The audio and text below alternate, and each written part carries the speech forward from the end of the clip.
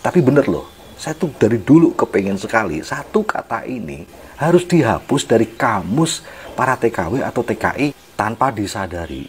Sebenarnya satu kata ini itu sudah tanda kutip ya, menjerumuskan banyak sekali para TKW dan TKI selama puluhan tahun.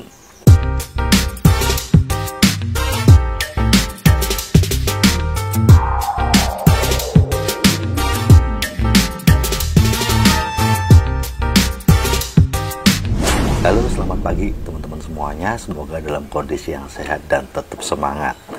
Saya itu paling deg-degan ya kalau udah dengar teman-teman TKW yang mau finish kontrak terus bilangnya saya mau pulang. Waduh, itu sama seperti kalau diibaratkan ada anak sekolah yang dikeluarkan dari sekolahnya terus dia bilang saya mau liburan. Lah kan gawat. Nah, teman-teman semuanya, kalau kita sudah bicara tentang pekerjaan, itu jangan dicampur-campurin sama kondisi kita sedang apa.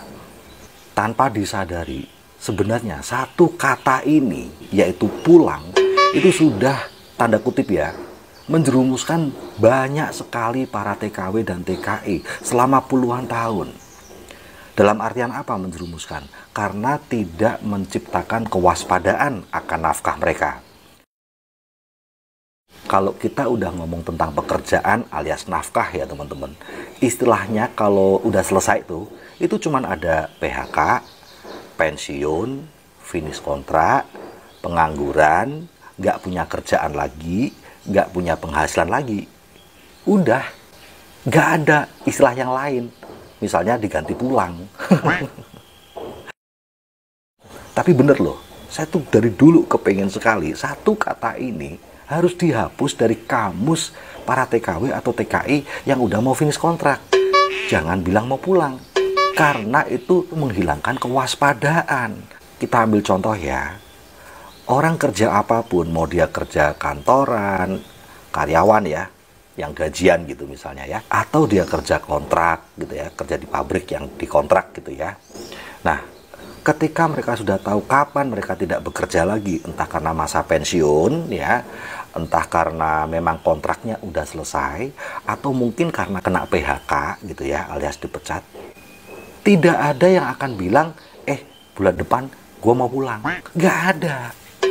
Istilah yang selalu mereka gunakan pasti akan bilang, bulan depan saya mau pensiun, bulan depan saya udah nganggur, bulan depan saya kena PHK, bulan depan saya bisa dipecat, bulan depan saya nggak punya penghasilan, bulan depan saya nggak ada kerjaan. Ya, memang yang dengerin ataupun yang ngomong tuh rasanya juga nyesek ya, karena seseorang akan kehilangan pekerjaan bulan depan. Alias, seseorang akan kehilangan nafkah buat keluarganya bulan depan. Tetapi, itu menciptakan kewaspadaan.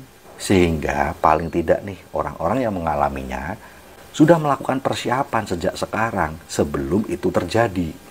Bukan cuma dia, tapi keluarganya pun juga waspada. Mungkin keluarganya juga sudah mulai nyiapin apa gitu. Usaha apa, kerjaan di mana gitu ya. Untuk menggantikan nafkah yang akan hilang bulan depan. Dan nafkah penggantinya jumlahnya harus sama. Nggak bisa di bawah. Itulah sebabnya teman-teman kalau di Indonesia jarang sekali kita mendengar ada pensiunan yang hidupnya sengsara. Jarang, walaupun ada, tapi jarang sekali. Kenapa? Karena semua karyawan tahu umur 60 tahun dia pensiun. Jadi bahkan sejak umur 50 pun 10 tahun sebelum masa pensiunnya dia udah nyiapin dulu usaha. Dia nabung, dia bikin bisnis. Karena dia tahu 10 tahun lagi saya kehilangan pekerjaan. Saya kehilangan nafkah, saya pensiun. Gak punya penghasilan. Padahal keluarga saya tetap butuh nafkah yang minimal jumlahnya sama dengan gaji saya hari ini. Setiap kali kita follow up, sering banget ya, para prospek undangan ada yang bilang, 3 bulan lagi saya pulang. Duh, ini ngeri. Kata pulang itu kan sesuatu yang happy, betul nggak? Ya memang happy kalau dilihat dari kondisi kita kumpul bareng sama keluarga setelah bertahun-tahun terpisah. Iya happy, orang tuanya happy, anaknya happy karena kumpul bareng. Tetapi perantau itu kan kalau seperti itu artinya dia finish kontrak. Artinya dia finish penghasilan. Dia nggak punya lagi penghasilan. Lalu di mana happy-nya? Bukankah kondisi pulang karena finish kontrak itu sama seperti waktu dulu sebelum merantau? Kumpul sama keluarga, tetapi nggak punya penghasilan. Hutang numpuk di mana-mana, kebutuhan nggak bisa dipenuhi, anak putus sekolah, pertikaian rumah tangga. Terus ujung-ujungnya terbang deh merantau. Ini loh, jadi jangan bilang mau pulang. Saya 3 bulan lagi finish kontrak. Saya 3 bulan lagi nganggur. Saya 3 bulan lagi nggak punya penghasilan. Itu memang pahit untuk diucapkan, tetapi itu akan membuat kita punya kewaspadaan untuk mulai membangun sebuah usaha yang akan menggantikan penghasilan yang akan hilang. Itu lebih waras kalau menurut saya. Misalnya gaji TKW sekitar 6 juta, terus tiap bulan dikirimkan buat keluarganya selama bertahun-tahun. Bukankah berarti kebutuhan keluarga standarnya udah kayak gitu? Lalu kemudian TKW ini pulang dan tidak ada 6 juta setiap bulan. Dia gantikan dengan dia cari kerjaan apalah, jual sayur di pasar, buka warung. Tapi apakah bisa 6 juta per bulan hasilnya? Kalau memang bisa, ngapain nggak dari dulu aja kayak gitu?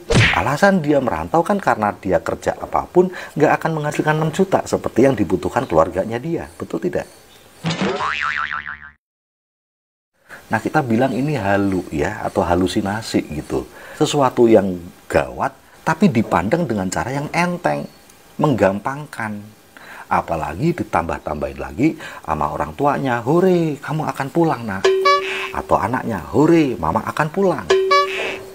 Yang dilihat cuma sisi ketika mereka kumpul ketemu pertama kali. Tetapi faktanya kalau udah 2 minggu ya kejang-kejang.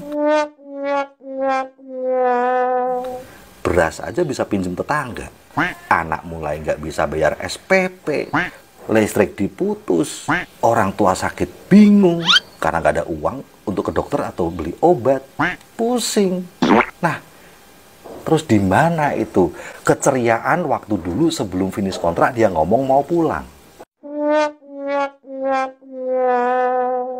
Jangan membayangkan seperti narapidana yang ada di dalam penjara, ya misalnya nih dia punya pekerjaan kan sebelumnya, terus dia melakukan tindak pidana sehingga dia masuk penjara nih. Nah di penjara memang dia nggak bisa punya nafkah, di penjara semuanya berantakan, dia nggak bisa menghasilkan uang untuk keluarganya, betul nggak? Nggak bisa kumpul dan juga nggak bisa menghasilkan penghasilan, betul nggak? Nah sehingga ketika masa tahanannya selesai, misalnya 3 bulan lagi kamu bebas ya, maka dia bisa bilang, saya 3 bulan lagi pulang, happy. Kenapa? Dia bisa bekerja lagi di luar, menghasilkan penghasilan lagi, yang selama ini tidak bisa dia lakukan ketika dalam penjara. Bukan cuma happy kumpul sama keluarga, tapi dia bisa bekerja dan punya nafkah lagi untuk keluarganya kalau sudah bebas dari penjara. Lah, boleh nih narapidana ini ngomong 3 bulan lagi saya mau pulang. Nah, tapi kalau TKW?